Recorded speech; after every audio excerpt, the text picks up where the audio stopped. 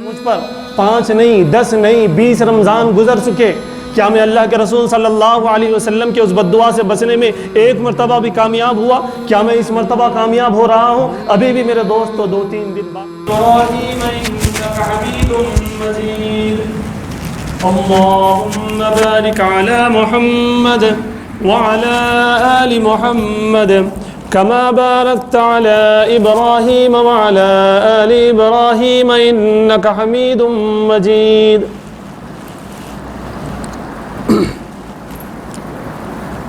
یہ شہادت گہ الفت میں قدم رکھنا ہے، یہ شہادت گہ الفت میں قدم رکھنا ہے، لوگ آسان سمجھتے ہیں مسلمان ہونا۔ محترم بزرگوں اور ملت کے نوجوانوں، آج کے خطاب میں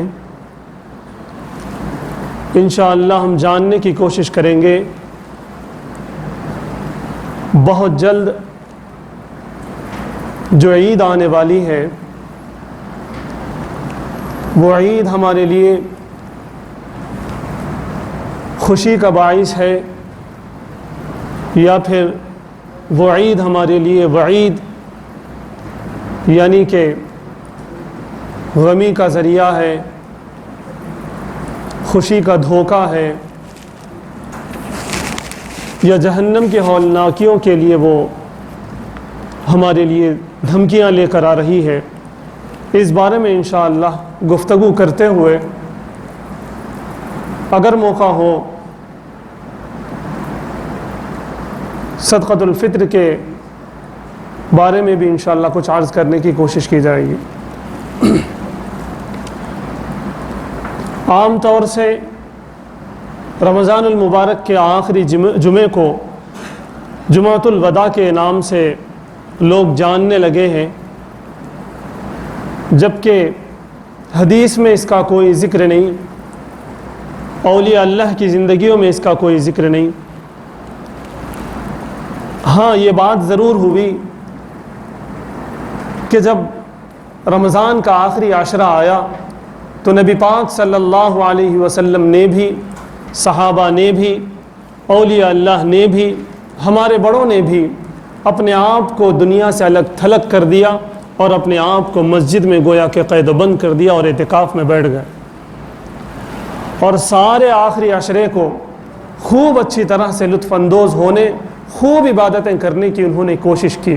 لیکن کہیں میرے دوستو جمعۃ الوداع کا کوئی نام نشان ہمیں نہیں ملتا۔ ہاں یہ ضرور انہوں نے کیا کہ طاقتوں کو پانے کے لیے ساری رات انہوں نے اللہ کے سامنے ٹھہر کر، کبھی بیٹھ کر، کبھی رو کر، کبھی منانے کی کوشش میں انہوں نے راتیں گزار دیں، لیکن کبھی جمعۃ الوداع کا کوئی لفظ ہمیں پڑھنے میں یا سننے میں نہیں ملا۔ آج ہم لوگ جمعۃ الوداع کے نام سے اچھے کپڑے تو پہنتے ہیں،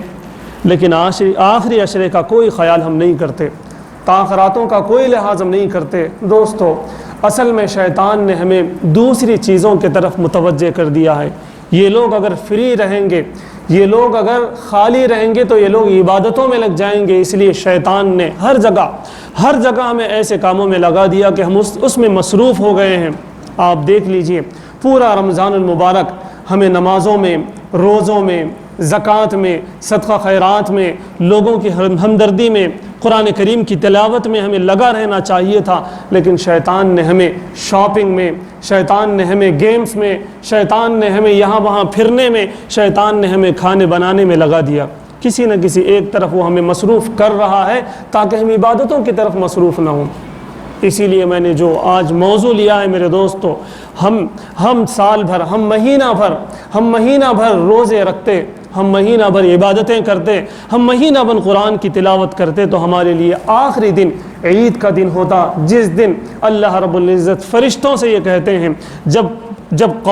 جب مسلمان راستوں سے گزرتے ہیں، جھنڈ کے جھنڈ گزرتے ہیں اور عیدگاہ میں جمع ہوتے ہیں، مسجدوں میں جمع ہوتے ہیں، تو فرشتوں سے اللہ رب العزت فرماتے ہیں کہ اے فرشتوں یہ کیوں آ رہے ہیں، یہ جھنڈ کے جھنڈ کیوں آ رہے ہیں؟ اتنی تعداد میں یہ کیوں آ رہے ہیں؟ اللہ رب العزت جانتے ہیں کہ یہ کیوں آ رہے ہیں۔ پھر بھی فرشتوں سے پوچھا جاتا ہے، فرشتے کہتے ہیں کہ اللہ یہ مہینہ بھر آپ کی عبادت کر چکے ہیں، یہ مہینہ بھر آپ کے قرآن کی تلاوت کر چکے ہیں، یہ مہینہ بھر آپ کے غریبوں کی مدد کر چکے ہیں، یہ مہینہ بھر مسجد میں لگے رہے، یہ مہینہ بھر نمازوں میں لگے رہے، یہ مہینہ بھر لوگوں کی مدد کرنے میں لگے رہے، بھوکوں کو کھلانے میں لگے رہے، بیواؤں کی خدمت میں لگے رہے، یتیموں کے سر پر یہ ہاتھ رکھتے رہے، آج یہ آپ سے انعام لینے کے لیے آپ کے در پہ آ رہے ہیں۔ اللہ رب العزت فرمائیں گے اے فرشتوں گواہ رہنا، میں نے ان کی مغفرت کر دی، ان کے لیے خوشی کا پروانہ ہے۔ لیکن میرے دوستو کان کھول کر سن لیں، یہ ان لوگوں کے لیے ہے جنہوں نے روزے اللہ کے لیے رکھے، یہ ان لوگوں کے لیے خوشخبری ہے، یہ عید ان لوگوں کے لیے ہے جنہوں نے قرآن کریم کی تلاوت بار بار کی، یہ عید ان کے لیے ہے جنہوں نے روزوں کو روزوں کی طرح گزارا، روزوں کو انہوں نے گیمز میں نہیں گزارا، روزوں کو انہوں نے بستروں پر نہیں گزارا بلکہ اللہ کی عبادت میں گزارا۔ یہ عید ان کے لیے ہے، یہ عید ان کے لیے جنہوں نے اپنے پورے مال سے زکوٰۃ ادا کرنے کی پوری کوشش کی، یہ عید ان کے لیے ہے جنہوں نے صدقہ فطر کے ذریعے سے، صدقات کے ذریعے سے، زکوٰۃ کے ذریعے سے انہوں نے اپنے خاندان کے بیواؤں کا خیال کیا، اپنے خاندان کے یتیموں کے آنسو پوچھے، جنہوں نے اپنی بستی کے غریبوں کی کچھ نہ کچھ مدد کی ہو، ان لوگوں کے لیے میرے دوستو یہ عید ہے۔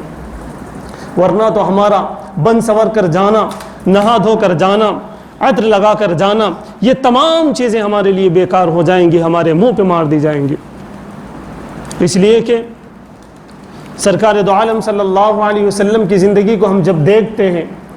نبی پاک صلی اللہ علیہ وسلم کی زندگی کے اوراق کو جب ہم دیکھتے ہیں، ایک واقعہ جو ہم نے اور آپ نے بار بار سنا ہوگا، آپ کے ذہنوں میں بھی ہوگا، نبی پاک صلی اللہ علیہ وسلم عید گاہ کے لیے کہ عید میں نکلتے ہیں، دیکھتے ہیں کہ کچھ بچے کھیل رہے ہیں، کود رہے ہیں، نئے نئے کپڑے، اچھے کپڑے پہنے ہوئے ہیں، کوئی اپنے باپ کی انگلی پکڑ کے چل رہا ہے، کوئی اپنے چچا کی انگلی پکڑ کے چل رہا ہے، ایک ننھا سا بچہ، معصوم سا بچہ روتے کھڑا ہوا ہے، نبی پاک صلی اللہ علیہ وسلم اس کے پاس جاتے ہیں، اس کے سر پہ ہاتھ رکھتے ہیں اور پوچھتے ہیں کہ بیٹا تو کیوں رو رہا ہے؟ وہ کہتا ہے کہ میرے امی ابو نہیں ہیں، میں کیا کروں، میرا ہاتھ پکڑ کے کون مجھے لے جائے گا، مجھے کون نہلائے گا، مجھے کپڑے کون پہنائے گا؟ نبی پاک صلی اللہ علیہ وسلم بجائے عیدگاہ کو جاتے اس بچے کو لے کر اپنے گھر تشریف لاتے ہیں اور گھر میں کہتے ہیں کہ اسے نہلانا، اسے دھلانا، اسے کپڑے پہنانا، پھر آپ صلی اللہ علیہ وسلم اس کی انگلی پکڑ کر عیدگاہ کی طرف چلتے ہیں۔ میرے دوستو یہ واقعہ نبی پاک صلی اللہ علیہ وسلم کا طریقہ کیا یہ صحابہ تک کے لیے محدود تھا؟ کیا یہ ہماری گلی کے یتیم کے لیے نہیں ہے سبق؟ کیا یہ ہمارے خاندان کے کسی یتیم کے لیے نہیں ہے؟ میرے دوستو ہمیں غور کرنے کی ضرورت ہے، ہمیں غور کرنے کی ضرورت ہے۔ میں بار بار کہہ چکا ہوں اور آج بھی کہنا چاہتا ہوں، اگر میرے خاندان میں کوئی یتیم ہے جس کے بدن پر نئے کپڑے نہیں ہیں تو میرے دوستو وہ عید میرے لیے عید نہیں ہے، میرے گھر والوں کے لیے بھی وہ عید نہیں ہے۔ اس بچے کی آہ کی وجہ سے وہ وعید بن سکتی ہے، وہ ہمارے لیے خوشخبری کے بجائے ہمارے لیے دھمکی کا دن ہو سکتا ہے۔ اس لیے میرے دوستو ہمیں غور کرنے کی ضرورت ہے، ہمیں کھنگالنے کی ضرورت ہے، ہمیں ڈھونڈ کر یتیموں کی خدمت کرنے کی ضرورت ہے، ہمیں تلاش کر کے بیواؤں کی خدمت کرنے کی ضرورت ہے، ورنہ تو وہ عید کا جو دن ہم سمجھ رہے ہیں کہ ہمارے لیے عید کا دن ہے، وہ ہمارے لیے وعید کا دن ہوگا۔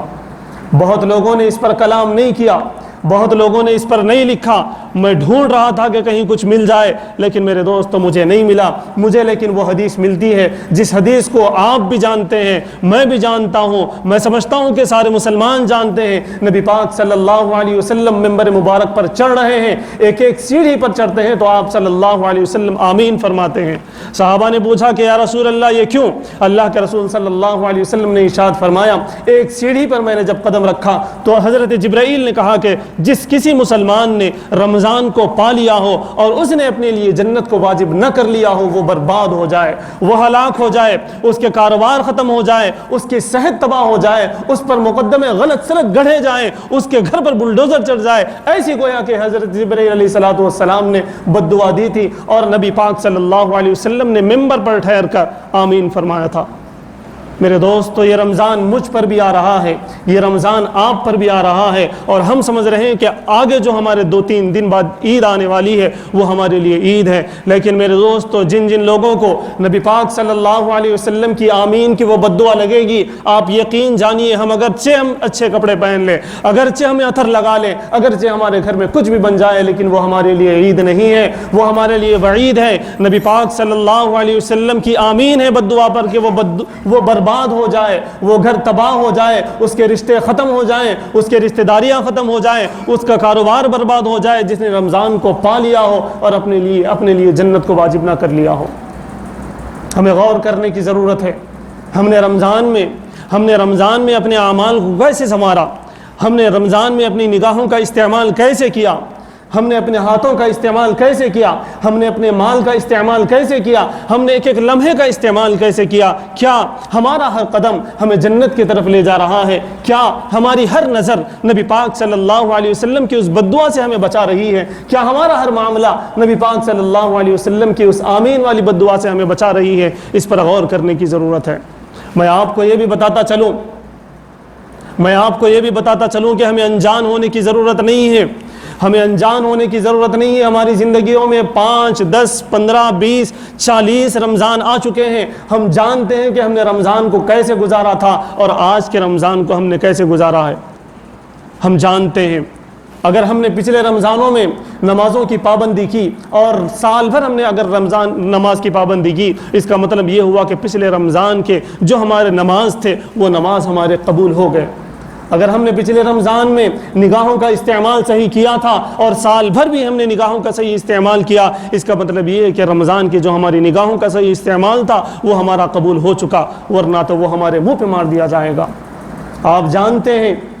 نبی پاک صلی اللہ علیہ وسلم نے ارشاد فرمایا، احادیث مبارکہ سے اولیاء اللہ نے یہ بات نکالی اور فرمایا کہ فجر کی نماز کی مقبولیت کا راز یہ ہے کہ اسے ظہر کی نماز کی توفیق ہو جائے، ظہر کی نماز قبول ہونے کا مطلب یہ ہے کہ اسے عصر کی نماز کا موقع مل جائے، عصر کی نماز کے قبول ہونے کا مطلب یہ ہے کہ وہ مغرب کی نماز بھی پڑھ سکے، مغرب کی نماز اللہ کے نزدیک قبول ہوئی، اس کا ثبوت یہ ہے میرے دوستوں کہ مجھے عشاء کی بھی توفیق ہو جائے۔ اگر مجھے فجر پڑھنے کے بعد ظہر کی توفیق نہیں ہوتی، ایک نیکی کرنے کے بعد دوسری نیکی کی توفیق نہیں ہوتی، تو آپ جان لیجئے کہ میری پہلی نیکی میرے منہ پہ مار دی جائے گی، اس کا یہ مطلب ہے۔ تو اب آپ غور کر سکتے ہیں ہمارے پچھلے رمضانوں میں ہم نے جو عبادتیں کی ہیں، اگر وہ ہماری زندگی میں ہیں تو وہ ہماری عبادتیں قبول ہوئی ہیں، ورنہ وہ ہمارے منہ پہ مار دی جائیں گی۔ اب آپ بتائیے کہ مجھ پر 5 نہیں، 10 نہیں، 20 رمضان گزر چکے، کیا میں اللہ کے رسول صلی اللہ علیہ وسلم کے اس بد دعا سے بچنے میں ایک مرتبہ بھی کامیاب ہوا؟ کیا میں اس مرتبہ کامیاب ہو رہا ہوں؟ ابھی بھی میرے دوستو 2-3 دن باقی ہے، سچی توبہ ہم کر سکتے ہیں، اللہ رب العزت ہماری توبہ کو قبول کرنے کے لیے تیار ہیں۔ میں خلیل الرحمن سجاد نعمانی دامت برکاتہم کے وہ الفاظ دہرا دوں، انہوں نے نوجوانوں سے کہا تھا، اپیل کیا تھا، گزارش کی تھی کہ اے نوجوانوں تم اللہ کے سامنے توبہ کرو، پھر غلطی ہو جائے پھر توبہ کرو، پھر غلطی ہو جائے پھر توبہ کرو، پھر غلطی ہو جائے پھر توبہ کرو، تم توبہ کرتے کرتے تھک جاؤ گے لیکن اللہ معاف کرتے کرتے نہیں تھکیں گے۔ اس لیے میرے دوستو ابھی بھی ہمارے پاس کچھ وقت باقی ہے، ابھی بھی اگر ہم اپنی زندگی کو سنوارنے کی کوشش کریں، رسول پاک صلی اللہ علیہ وسلم کی اس بد دعا سے بچنے کی کوشش کریں تو ہم بچ سکتے ہیں۔ ہمیں ارادہ کرنا ہوگا، ہمیں عزم کرنا ہوگا، ہمیں ہمت جٹانی ہوگی، ہمیں یہ فیصلہ کرنا ہوگا کہ رمضان بھر میں نے جتنا آباد مسجد کو کیا ہے اتنا آباد میں مسجد رمضان کے بعد بھی کروں گا، جتنا میں نے نگاہوں کی حفاظت رمضان بھر میں اپنی کی ہے اس سے زیادہ میں رمضان کے بعد بھی اپنی نگاہوں کی حفاظت کروں گا۔ آپ کو یہ وعدہ لینا ہوگا اپنے آپ سے کہ موبائل کا جتنا کم استعمال میں نے رمضان میں کیا ہے سال بھر میں اتنا ہی کم استعمال کروں گا۔ آپ کو اپنے آپ سے وعدہ کرنا ہوگا اپنے پڑوسیوں کا اور اپنے رشتہ داروں کے جو حقوق آپ نے رمضان میں ادا کیے ہیں اس سے زیادہ ہم پورے سال بھر ہم ادا کرتے رہیں گے۔ آپ کو یہ ارادہ کرنا ہوگا اور اس نیت کے ساتھ یہاں سے اٹھنا ہوگا کہ سال بھر رمضان بھر میں نے جتنا قرآن کریم پڑھا ہے، جس طرح میں نے قرآن کریم سے محبت کی ہے، اس کو سینے سے لگایا ہے، اس کو آنکھوں سے لگایا ہے، اس کو میں نے چوما ہے، سال بھر میں یہ کرتا رہوں گا۔ اگر میرے دوستو اگر ہم نے یہ اپنے آپ سے وعدہ کیا، اگر یہ ہم نے ارادہ کیا اور یہ ٹھان لیا تو میرے دوستو ہمارے لیے آنے والی عید ہو سکتی ہے، ورنہ آپ جان لیں یہ ہمارے لیے وعید ہوگی، اس لیے کہ رسول پاک صلی اللہ علیہ وسلم کے منبر والی بد دعا ہمارے سامنے موجود ہے۔ اگر ہم نے اپنے اعمال سے اپنے آپ کو ثابت کیا کہ ہم جنتی ہیں، اگر ہم نے ثابت کیا کہ میری آنکھیں جنتی ہیں، اگر ہم نے ثابت کیا کہ ہماری زبان جنتی ہے، اگر ہم نے ثابت کیا کہ ہمارا موبائل کا استعمال کرنا ہمارے لیے جنت کا ذریعہ ہے، اگر ہم نے یہ ثابت کر دیا کہ ہمارا والدین کے ساتھ سلوک کرنا ہمارے لیے جنت کا ذریعہ ہے، تو میرے دوستو یہ رمضان اور یہ عید ہمارے لیے خوشخبری کا باعث ہے۔ ورنہ تو آپ یاد رکھیں یہ ہمارے لیے خوشخبری نہیں ہے، بلکہ یہ ہمارے لیے جہنم کی دھمکی ہے، ہمارے لیے یہ وعید ہے۔ سنبھلنے کی کوشش کریں۔ کسی اللہ والے نے بڑی اچھی مثال دی، رمضان المبارک میں اگر ہم ذرا سا بھی اپنے آپ کو درست کرنے کی کوشش کرتے تو آج ہم کہاں کے کہاں ہوتے۔ ایک مثال دے کر ایک اللہ والے نے کہا، اگر کسی ہل سٹیشن پہ اگر ہمیں جانا ہوگا، سری سیلم اگر آپ کو جانا ہوگا تو ایک ساتھ پورا جو اپر پلاٹ ہے پورا ایک ساتھ آپ نہیں چڑھ سکتے، آپ کو ایک راؤنڈ اس گھاٹی کا مارنا پڑے گا، پھر تھوڑی دور اوپر چڑھنا پڑے گا، پھر پوری گھاٹی کا ایک راؤنڈ آپ سٹریٹ میں ماریں گے، پھر تھوڑا چڑھاؤ چڑھیں گے، پھر سٹریٹ میں ایک راؤنڈ ماریں گے، پھر تھوڑا چڑھاؤ چڑھیں گے، لیکن آپ آخر میں دیکھیں گے کہ آپ اتنی اوپر ہیں کہ اتنی اوپر جانا آپ کے لیے محال تھا، ناممکن تھا، لیکن ایک پروگرام کے تحت آپ گئے ہیں تو اس لیے ویسا جا سکیں۔ ورنہ وہی بس، آپ کی وہی کار، وہی گاڑی، وہی بائک اگر ایک ساتھ جانا چاہتے تو آپ نہیں جا پاتے تھے۔ اس کے لیے ایک اسٹریٹجی بنائی گئی، اس کے لیے ایک پروگرام بنایا گیا، اس کے لیے پورا ایک پروجیکٹ بنایا گیا، اس کے بعد آپ اوپر جا سکیں۔ اسی طرح میرے دوستو، ہم متقی اگرچہ فوراً نہیں بن سکتے، لیکن یہ رمضان المبارک آنے سے، بار بار آنے سے ہمیں متقی بن جانا چاہیے۔ ہم جس چوٹی پر جانا چاہتے ہیں، جس بلندی پر جانا چاہتے ہیں، وہ متقی ہیں، وہ اللہ سے ڈرنے کا مقام ہے، لیکن وہاں تک جانے کے لیے ہمیں بار بار اللہ رب العزت رمضان دے رہے ہیں۔ میں آپ کو اس مثال سے یہ بتانا چاہتا ہوں کہ اگر ہمارے اندر نمازوں کی پابندی نہیں تھی، ہمیں ایک رمضان ملا، ہم نے فجر کی پابندی کی، جب ہم نے فجر کی پابندی کر لی پورے رمضان، تو ہمیں چاہیے کہ پورا سال فجر کی پابندی کرتے رہیں۔ پورا سال فجر کی پابندی جب ہم نے کر لی، ایک چکر ہو گیا، پھر دوسرا رمضان آ گیا تو دوسرا سٹیپ ہم نے چڑھا، دوسرا سٹیپ چڑھنے کے بعد ہمارے اندر ظہر کی پابندی آنا چاہیے تھا، پھر ایک پورا سال ہم فجر اور ظہر کی پابندی کرتے، پھر اور ایک سٹیپ آگے بڑھتے، اگلا رمضان آتا تو ہمارے اندر عصر کی پابندی آتی۔ اسی طرح میرے دوستو، ہماری نگاہوں کا غلط استعمال ایک رمضان چھوٹ جاتا، ہماری زبان کا غلط استعمال ایک رمضان چھوٹ جاتا، ہمارے والدین کی خدمت کرنا ایک رمضان ہم سیکھتے۔ ایسے میرے دوستو، ایک 10 رمضان تک اگر ہمارے اندر ایک نیکی بھی آتی اور اس ایک نیکی کو ہم پورے سال لے کر چلتے تو میرے دوستو ہم بڑے متقی ہو جاتے۔ آج ہم جس مقام پر ہیں اس مقام پر نہ ہوتے۔ آج ہمارے آنکھ میں آنکھ دشمن ڈال سک رہا ہے، وہ کیوں؟ اس لیے کہ ہمارا ایمان کمزور ہے، اس لیے کہ ہماری نگاہوں کا استعمال غلط ہے، اس لیے کہ ہمارے وقت کا استعمال غلط ہے، اس لیے کہ ہمارے پیسے کا استعمال غلط ہے، اس لیے کہ ہمارا بیہیویئر دوسروں کے ساتھ غلط ہے، اس لیے وہ ہماری آنکھ میں آنکھ ڈال سک رہا ہے۔ ورنہ تو صحابہ کرام نے ٹوٹی تلواریں لے کر، زنگ والی تلواریں لے کر، سامنے سواری پر وہ ہیں، یہ پیدل ہوتے ہوئے انہوں نے فتح کر دیے۔ لوگوں کی مجال آپ نے سنا ہوگا، صحابہ کرام رضی اللہ تعالیٰ اجمعین ایک مرتبہ صرف مسواک کر رہے تھے، سامنے کی قوم ہار مان گئی۔ وہ سمجھنے لگے کہ یہ تو دان تیز کر رہے، ہمارے کو کھا جاتے کیا۔ انہوں نے شکست مان لی ایک سنت کو زندہ کرنے پر۔ ہم نے آج کتنی سنتیں چھوڑ دی ہیں، آج ہم نے کتنے فرائض چھوڑ دیے ہیں، آج ہم نے کتنے حقوق چھوڑ دیے ہیں، جس کی وجہ سے دشمن ہماری آنکھ میں آنکھ ڈال سک رہا ہے۔ اسی وجہ سے ہمارے بچے ہماری آنکھ میں آنکھ ڈالتے ہیں، اس لیے کہ بڑوں کے اندر وہ رعب نہیں، ان کی نگاہوں میں، ان کی آنکھوں میں وہ تقویٰ نہیں، وہ طہارت نہیں، وہ خود اللہ کے اتنے زیادہ گنہگار ہیں کہ جس کی کوئی حد نہیں۔ ورنہ تو آپ جانتے ہیں، میں اور آپ جو بڑی عمر کے ہیں، کہ ہم اپنے بڑوں سے کبھی آنکھ میں آنکھ ملاتے تھے؟ آج بچے کیوں ہماری آنکھ میں آنکھ ملاتے ہیں؟ اس لیے کہ ہمارے اندر تقویٰ نہیں ہے، اس لیے کہ ہماری نگاہوں میں وہ اثر نہیں ہے، ہماری نگاہوں میں وہ پاور نہیں ہے کہ ہم اس کو لائیں، جس کی وجہ سے بچے ہم سے ڈریں۔ وجہ میرے دوستو یہ ہے کہ ہم نے احکامات کو اپنے پیروں تلے رون دیا ہے۔ جب جو احکام آتے ہیں، یہ رمضان ہی نہیں، آپ دیکھ رہے ہوں گے رمضان ہونے کے باوجود کچھ سال پہلے کے رمضان کیسے ہوتے تھے اور آج کے رمضان کیسے ہیں، کچھ سال پہلے کی تراویح کیسی ہوتی تھی اور آج کی تراویح کیسی ہے، کچھ سال پہلے کا صدقہ خیرات کیسا ہوتا تھا اور آج کیسا ہے، کچھ سال پہلے کا زکوٰۃ ادا کرنا کیسا ہوتا تھا اور آج کیسا ہے، کچھ سال پہلے کے آپ میں کیا بتاؤں طاق راتیں کیسی ہوتی تھی اور آج کیا حال ہے۔ ہم کھلی آنکھوں سے دیکھ رہے ہیں کہ اتنا تنزل اور اتنا ڈفرینس آ رہا ہے ہماری عبادتوں میں کہ جس کی کوئی حد نہیں. حالات بد سے بدتر ہوتے جا رہے ہیں لیکن ہمیں سدھرنے کا کوئی ہوش نہیں ہے. اس لیے میرے دوستو اس خطاب سے میں یہ پیغام دینا چاہتا ہوں, یہ پیغام یہاں سے لے کر اٹھیں, اس پیغام کو عام کرنے کی کوشش کریں کہ یہ عید ہمارے لیے عید ہو. اس کے لیے ایک راستہ یہ ہے کہ اب تک جو ہم نے عبادتیں کی ہیں, جو نمازیں پڑھی ہیں, جو تلاوت کی ہے, جو نگاہوں کا صحیح استعمال کیا ہے, جو موبائل کا صحیح استعمال کیا ہے, جو پیسے کا صحیح استعمال کیا ہے, سال بھر کرنے کا ہم اللہ سے وعدہ کریں, اپنے آپ سے وعدہ کریں تو انشاءاللہ آنے والی عید ہمارے لیے عید ہوگی, ورنہ وہ وعید ہوگی. اگر ہم نے یہ ارادہ نہیں کیا ہمیشہ کی طرح اس مرتبہ بھی بس رمضان میں بھی کھائے پیے اور عید میں بھی کھائے پیے اور چلتے بنے تو میرے دوستو جہنم ہمارا انتظار کر رہی ہوگی. جہنم میں ہم گھسیٹے جائیں گے, ہماری اولاد گھسیٹی جائے گی, ہماری بیویاں گھسیٹی جائیں گی, ہم سارے کے سارے بستی والے جہنم میں گھسیٹے جائیں گے. اللہ کے اس عذاب سے ڈریں, اللہ کے اس عذاب سے ڈریں اور اپنے آپ کو تبدیل کرنے کی کوشش کریں. اس قوم کو اللہ رب العزت نے نہیں بدلا جن کو خود اپنے آپ کو بدلنے کا جو ہے خیال نہ رہا. اللہ نے خود کہہ دیا. اس لیے میری بلتی ہے, آپ سے گزارش ہے کہ اس مرتبہ یہ ارادہ کر کے اٹھیں, یہ عزم کر کے اٹھیں, یہ فیصلہ کر کے اٹھیں کہ رمضان کو جس طرح ہم نے گزارا ہے پورا سال انشاءاللہ ہم ویسے ہی گزاریں گے انشاءاللہ. بہت اہم پوائنٹ ہے, دیکھیے صاحب, صدقہ فطر کے بارے میں بہت اہم بات میں بولنے جا رہا ہوں, اب غور سے سنیں. بھائی آپ اپنے سٹیٹس کے حساب سے موبائل رکھتے, آئی فون رکھتے, آپ اپنے سٹیٹس کے حساب سے گاڑی رکھتے, آپ اپنے سٹیٹس کے حساب سے جو ہے کار رکھتے, آپ اپنا بنگلہ بناتے, آپ اپنے بچوں کو اچھے سے اچھے اسکول میں ڈالتے اس لیے کہ آپ کی حیثیت زیادہ ہے, آپ کپڑے بہت زبردست پہنتے, آپ کے جیسے کپڑے محلے میں کوئی نہیں پہن سکتا,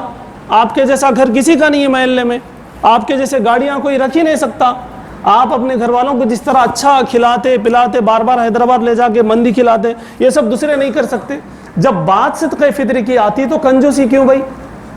کنجوسی کیوں؟ صدقہ فطر کے 4 طریقے ہیں, آپ جان لیں. جیسے جیسے سٹیٹس ہوگا, جیسے جیسے حیثیت ہوگی ویسے ویسے صدقہ فطر ہے. آج تک ہم کیا دیتے آ رہے, گیہوں کی نانی مر رہی. کیا گیہوں بھائی؟ گیہوں تو ان کے لیے ہے جو میرے جیسے لوگ ہیں, جو مسجد کے امام ہیں, مؤذن ہیں, جن کو آپ کمزور سمجھتے ہیں, ان کے لیے وہ. بھائی آپ تو سیٹ آدمی ہیں. گیہوں سے اوپر جو ہے, گیہوں کا آج کل 70-80 روپے ہے ایک فطرہ. لیکن یہ آپ مت سنو, کانوں میں کچھ رکھ لو, انگلیاں رکھ لو, یہ آپ نہیں سنے اور نہیں بولا بھی نہیں. گیہوں کا کیا ہے بھائی فطرہ؟ گیہوں کے حساب سے دینا چاہ رہے تو کیا ہے, 70-80 روپے ہے, جو کہ میں نہیں بولا اور آپ نہیں سنے, ٹھیک ہے. اس کے اوپر کا جو ہے جو ہے, جو 350. جو کا کیا ہے بھائی 350, ایک فطرہ 350 کم سے کم. اس کے بعد ہے کھجور. کھجور آپ مارکیٹ میں دیکھ لیں, ایوریج جو کھجور ہے اس کی کیا قیمت ہے, اس کے حساب سے آج کل کا بن رہا 480 روپے, ٹھیک ہے. اس کے بعد ہے اوپر کشمش. کشمش کا ریٹ بن رہا 850 روپے. 3.5 کلو کشمش کا کتنا ریٹ پڑ رہا بھائی؟ 3.5 کلو کیا پڑ رہا؟ 850. تو ایک آدمی کا جو اچھا سٹیٹس, جس کے بھی پاس آئی فون ہے, جس کے بھی پاس 50,000 سے اوپر کا فون ہے, اس کے اوپر 850 روپے ایک آدمی کا فطرہ ہے. ایز اے مفتی بول رہا ہوں, فتویٰ دے سکتا ہوں میں, میرے کو اتھارٹی ہے. آئی بات سمجھ میں؟ کیا کریں گے, زیادہ سے زیادہ دیں گے. اور فطرہ کون دینا ہے؟ جو بھی اچھا خاصا آدمی ہے, جس کے پاس 2 وقت کھانے کا کھانا ہے اور کپڑے ہیں, ہر وہ آدمی فطرہ دینا ہے. فطرہ دینے کے لیے زکوٰۃ والا ضروری نہیں ہے, فطرہ ہر ایک کو دینا ہے. جو ذرا مضبوط ہے, کون 100 روپے نہیں نکال سکتا؟ جو نیچے والا آدمی ہے. ایک آدمی کا فطرہ اگر گیہوں سے لے لیا جائے, پھر بھی مان لیا جائے 100 روپے, تو سبھی نکال سکتے. لیکن مالداروں کو چاہیے کہ وہ اپنے بنیا سے, جہاں سے ان کا سودا آتا نا, علی اسمارٹ سے, ہاشمی سے, بڑے بڑے جگہ سے لیتے, بھائی بڑے لوگ آئیں, وہاں سے آپ فون کر کے پوچھ لیجئے 3.5 کلو کشمش کے کتنے پیسے ہوتے. ایک آدمی کا فطرہ اتنا ہے.